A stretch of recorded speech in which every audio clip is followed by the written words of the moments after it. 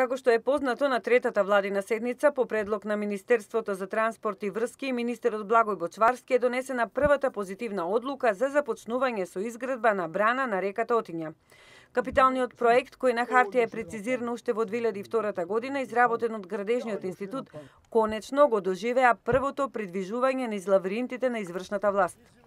На ова претходеше изработка на детален урбанистички план, ревидирање на идејниот проект и подготвени ребалансови на буџетот на општината Штип.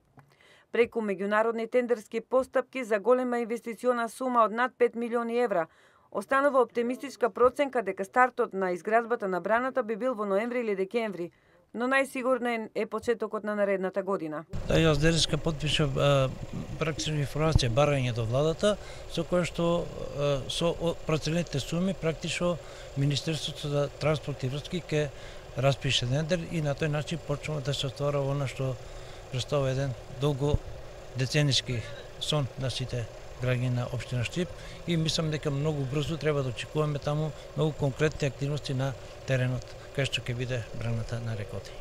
Впрочем, Министерството за транспорт и врски го тендерира целата постапка и ја финансира практично во целата нејзина реализација.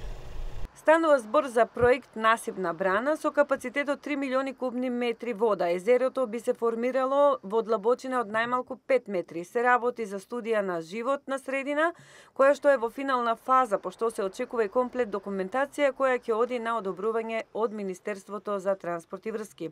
За изградба на брана на реката Отиња се зборува веќе 40 години. За изградба на оваа брана се потребни повеќе од 7 милиони евра.